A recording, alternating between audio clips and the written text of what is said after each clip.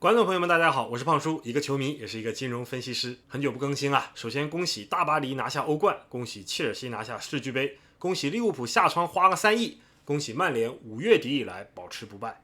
今天我们来聊利物浦的钱哪里来的。利物浦应该是2025年下窗风头最近的俱乐部了。截至7月24号，根据德转的统计，1.25亿的威尔茨领先，利物浦已经花了超过3亿欧元了。就算我们刨除宽萨阿诺德门的收益，利物浦的净支出也来到了惊人的2.4亿，不但傲视英超，也是独步全欧。那说到俱乐部成绩糟糕，重金重建并不稀奇，可红军贵为上赛季的英超冠军，且重金留下了球队核心萨拉赫和范戴克，到了下窗还愿意一掷千金，锐意进取。反观有些球队，上赛季排名第15，如今红军挥金如土，3亿齐飞，让各路球迷大呼看不懂。胖叔后台就有不少粉丝留言问，利物浦这钱哪儿来的？那今天咱们就一起来聊聊3个话题。第一，利物浦花的究竟算不算多？第二，利物浦的钱是哪儿来的？第三，维尔茨能否兑现身价？第四，80后和00后的女朋友有何异同？先看第一点啊，利物浦下窗花的钱到底算不算多？那我们来看看英超传统6强截至7月24号的转会支出。我说的是传统6强啊，大家不要因为看到曼联的名字就举报胖叔。那纯买人的支出呢？利物浦3.1亿，名列榜首；切尔西2.4亿，阿森纳2.2亿。这里胖叔已经帮阿森纳把哲凯赖什的支出加进去了，恭喜枪手拿下神锋。那曼联、曼城、热刺呢，都是1.5亿左右，不分伯仲。那当然，下窗还远远没有结束，我们期待落后的3强厚积薄发。净支出，利物浦还是第一，2.5亿；阿森纳来到了第二，2.1亿；切尔西买人豪奢，是因为卖人出色，马杜埃凯等人的转会筹集到了不少资金，净支出仅有1.2亿，排在了倒数第二。曼联呢，反而在净支出排在了第3。那毕竟我们的4大边锋一个都卖不出去，球迷就只能靠租借省工资来自我安慰。无论从纯支出还是净支出来看，利物浦都是名列6强之首。但咱们还是要帮利物浦说句话。首先啊，都说利物浦花2.5亿是挥金如土，怎么大家对阿森纳的2.1亿就熟视无睹呢？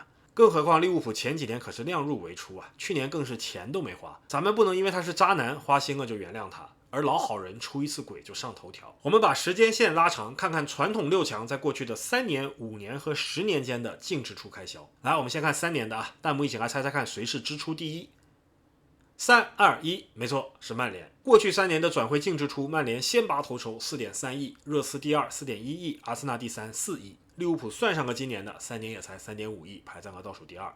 我们再来看5年的，弹幕再来猜一猜看5年谁是第一。3、2、1，过去5年切尔西第一8.7亿，曼联第二7.6亿，阿森纳第3 7亿，利物浦只能排在倒数第二。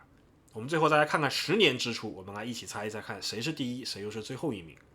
3、2、1，10年的支出有4强都上了10亿，分别是曼联的13.2亿，切尔西11.6亿，阿森纳10.6亿，曼城10.1亿。这4位可是平均1年1亿以上，而我们的红军利物浦敬陪末座，10年仅仅支出了6.2亿，平均每年都比前4少4000万。因此我们回答第一个问题，利物浦花的钱到底多不多？短期来看，你只看今年当然多，但是长期来看呢，其实一点也不多。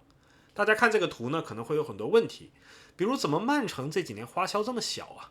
比如你曼联怎么这么人菜瘾大呀？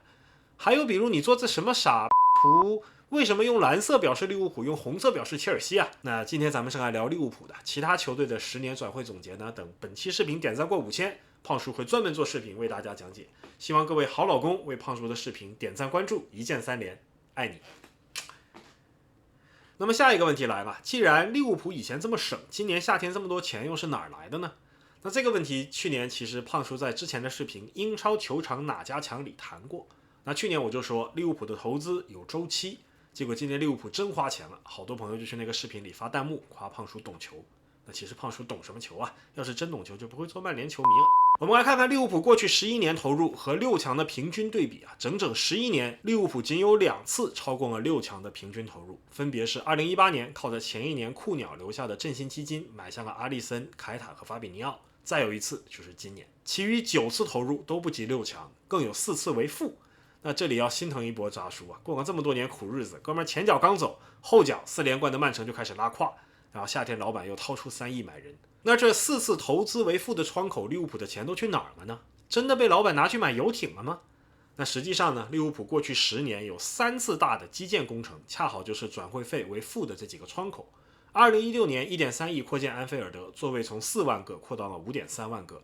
19年建了一个现代化的全新训练场，再有就是去年9500万的看台扩建项目，把安菲尔德的座位从 5.3 万扩建到了6万。那这个球场容量在英超是什么级别呢？我们来看一下英超球场的容量排名，曼联的老特拉福德一枝独秀，7万4千人，随后就是4个容量在6万的，其中3个在伦敦，还有一个就是这几年一路修上来的利物浦。如果利物浦不做这个基建投入，回到当初4万容量的安菲尔德，在这里就只能排到第10，和埃弗顿平级。那胖叔以前说过，俱乐部花的钱分为看得见的钱，比如转会费，和看不见的钱，比如青训投资和球场建设。纵观红军10年，基建烧钱时，转会节俭日。利物浦老板抠不抠呢？抠。那就算加上基建，这投入也跟利物浦的地位和盈利不符。但利物浦是不是抠的毫无规律呢？不是。如果像阿森纳当年一样梭哈新球场，利物浦短期内或许也要走上年年卖队长的老路。如今项目分拆，循序渐进，虽然冒着10年投入落后竞争对手4亿的风险，但至少没有出现资金断层，始终维持在一线水平。那话说回来啊，曼联这个夏天也像19年的利物浦一样，修了一个全新的训练场。因此我们看曼联今年转会市场上捉襟见肘，原因呢，除了是因为没有欧战资格，球队太菜，水货卖不出去，球探混吃等死，管理层不会谈判以外，基建花钱也是一个重要原因。那我们来回答第二个问题啊，利物浦的钱是哪儿来的？简单来说呢，就是自己挣的。我们一起简单看看利物浦的财务报表啊，数字有点多，胖叔给大家总结一下利物浦的10年现金流。过去10年，利物浦运营所得现金流一共有 7.8 亿，这是刨除了工资和其他运营成本的。10年来，球队基建支出 3.6 亿，转会市场净支出 6.7 亿，最终球队还借贷了 2.5 亿，配平了总额 10.3 亿的支出。那至于为什么今年突然可以巨资转会，有些朋友觉得是因为去年的英超冠军奖金。那其实人家过去几年也不是没赢过英超欧冠，从来也没见他掏出2亿啊。集中到了今年，一是因为英超近些年来营收水涨船高，阿森纳热刺过去3-4年都有多个窗口过亿了；二是因为利物浦的基建周期把本来该花的钱集中到了今天。有朋友看了财务报表就会问啊，利物浦近些年来的运营收入为什么没有随着成绩和转播收入的提升而显著的提升呢？而最近增加的这些负债是否又会对红军未来的投入带来一定的压力呢？那这些话题很有意思，不过胖叔不是利物浦球迷，就不敢在这里指点江山了。要是有对这个话题感兴趣的利物浦女球迷，可以在后台私信胖叔，我们再详细讨论。最后我们再简单聊聊标王维尔茨。去年胖叔盘点2024 10大中场，维尔茨可是高居第2啊。那时候弹幕都觉得维尔茨不是去拜仁就是去曼城，想不到最终花落红军。那维尔茨在英超的前景如何呢？红军球迷是有理由乐观的，毕竟维尔茨可是上赛季拿下16球15助攻大2双的妖怪数据。上一次德甲携带这种魔幻数据登陆英超的这位球员啊，18-19连续2个赛季进入了德甲赛季最佳11人，在多特蒙德单赛季砍下20球20助攻。那弹幕一起来猜猜看他是谁？3、2、1，没错，他就是8500万转会曼联的桑乔。那有朋友会说，你桑乔在德甲再猛，你也只是德甲赛季最佳11人，你并没有获得德甲最高的荣誉赛季 MVP。你桑乔和23到24德甲 MVP 的维尔茨还是有一段距离的。那要说到德甲 MVP， 还有一位球员，15到16那时候还没有官方的 MVP 啊，他是获得了踢球者杂志组织的球员票选德甲 MVP， 并且在多特赛季拿下了23球32助攻，大杀四方。同样是转会曼联，弹幕一起来猜猜看他是谁？3、2、1，没错，他就是人送外号梅西他娘的姆希塔良。姆希塔良作为穆帅最爱的28熟男，不仅没在曼联踢出来，走的时候还换来了枪手的桑切斯，造成了2次伤害。那有朋友会说，桑乔、米奇都偏向边路活动，而维尔茨呢位置灵活，更多在中路活动，不好比较。那我们还有一位球员，也是来自多特，赛季17球14助攻，也是在中路活动。2012年的时候，在生涯上升期不幸转会曼联。那弹幕一起猜猜看他是谁？3、2、1，没错，他就是香川真司信吉卡嘎瓦。胖叔13年前后每周都要看2位日本球员，一位是信吉卡嘎瓦，一位是 Akiho Yoshizawa。那可惜呢，一个越踢越好，一个越踢越差。回首往事，桑乔、米奇、香川3位才华横溢的球员，先后3次来到曼联，又3次按照一样的轨迹如流星般消失。1次2次可以怪球员，连续3次就不能怪球员了。问题在哪儿？一目了然。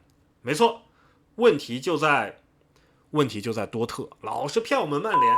还有人说问题是德甲的数据水，来个英超不适应的啊，咱们也不能一概而论。胖叔总结了过去11年德甲来英超的标王，那注意是德甲来英超的啊，所以像登贝莱、贝林呢就不在这个榜单里。我们一起看看啊，今年的标王显然是维尔茨，还有另一位9500万的埃基蒂克，放在往年那也是标王了。24到22年连续3年标王都被曼城拿下，这期间值得一提的还有7000万去利物浦的索博，还有6000万去车子的恩昆库。21年是桑乔，20年是哈弗茨，这一年车子还同时5300万违约金签下了维尔纳。19年很稀奇啊，是西汉姆拿下的标王。18是车子的美国队长，将超过了利物浦6000万买凯塔的收购。17是枪手的奥巴梅扬，16是萨内，15是德布劳内。这份长长的榜单里，排除近期几个下结论为时尚早。要说真的毫无争议的成功转会，估计只有德布劳内和哈兰德2名。其余各位加盟英超前，个个都是身怀绝技，如今呢却各有各的不如意。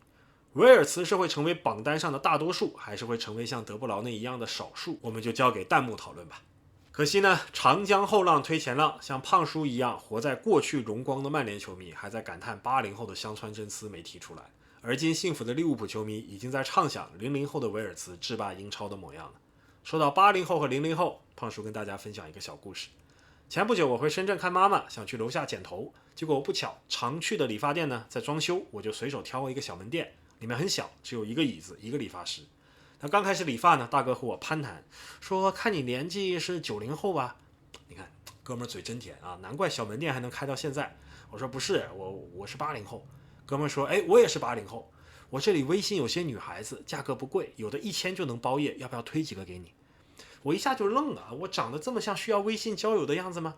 大哥看我沉默，以为我嫌贵啊，说我还有包中的，150块钱10分钟，都是好女孩。我上次去，他说他白天是个会计，只是晚上来挣点零花钱。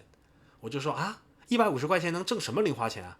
大哥说，嗨，那就只能一晚上多做几单嘛。而且他们还需要雇一个男的在楼下看着，免得警察来。所以我估计150里面怎么也得有20分给那个望风的。我说啊，警察还管这个吗？大哥说，哎，罚款5000。我说哈，罚款5000，那这得多少个10分钟啊？大哥说，罚的是你，不是他。我说罚这么多吗？大哥说，哎，不交罚款就联系你老婆，所以肯定都是要乖乖交罚款的。关键你也不能转账嘛，免得留下转账记录，所以一般呢都是找哥们儿带现金过来解救一下。哎，我看他说的头头是道，我就问，你被罚过5000吗？啊，大哥说，我没有，但我有一个朋友。我就赶紧调整了一下坐姿啊。大哥说，我有一个朋友也跟我俩一样80后，交过一个女朋友00后。有一次女朋友跟他吵架，因为他睡了女朋友最好的闺蜜，女朋友就吼他。我朋友也很生气，因为第一，他觉得他跟这个女的不是男女朋友，只是玩玩而已；第二，他这个闺蜜是真的漂亮。那结果女朋友就一直吼他，我朋友呢又是因为喝了点酒，一气之下就抓起个女生的手机，啪一下扔到个臭水沟里。我朋友觉得自己扔的是一个二手的 iPhone 14，但是女生非说她扔的是一个崭新的 iPhone 16，让她赔8000。我朋友说不赔，女生说你不赔我就报警。我朋友仰天大笑出门去，第二天就在自己宿舍被警察逮捕。那警察抓了他，没收了他的手机，拘留了他15天。他家里人联系不上他，就很着急啊。15天之后，他老婆才能来接他出去。对，他还有个老婆啊。大哥说呢，他就只能跟他老婆讲，说那个女的是酒吧喝醉了酒讹他的啊，他什么男女朋友什么都是假的，也不知道他老婆信不信。反正最后在警察的调理下，他赔了那个女孩8000。这理发师就说，我跟我朋友讲，早知道就该直接给他8000了。最后这个大哥总结说，我们80后的女孩，你知道的啊，跟你睡个觉是会有感情的，做事会留有一些情面，不像现在00后的女孩，你懂的，为了钱能把你整到警察局。我就只能说，对对，我懂。那听完这个故事呢，我们可以学到3个道理。第一，对待家庭要忠诚，不要欺骗，也不要吵架。你就算要吵架，也不要乱扔别人的东西。你就算要扔，也要先看清楚型号。第二，不能一刀切，觉得00后的只知道钱。你看00后的这个维尔茨，他不像有些球员想着免签离队拿高薪，他还是知道感恩，留给了母队巨额的转会费，也是很讲感情的嘛。理发师大哥这种言论呢，的确欠妥。各位00后的女粉丝要是听了不开心，你来找胖叔，咱们一起去找他评理。第三，理发还得去小店，大哥单剪才收了我27块钱，大家看剪的还可以是吧？有感兴趣的兄弟呢，可以留言咨询，胖叔把地址发给你。那看来胖叔还是太久没回深圳了，一点小事儿就能有3点感悟。我把我这个故事讲给深圳的哥们儿听，大家普遍就只有同一点感悟，就是包夜1000块钱是绝对下不来的。那今天的视频就到这里，感谢各位朋友一贯的支持，希望大家给胖叔点赞留言，一键3连。希望各位00后的女粉丝尽快在后台联系我，希望各位男粉丝不要冒充女粉丝，一经发现罚款5000。我们下次再见。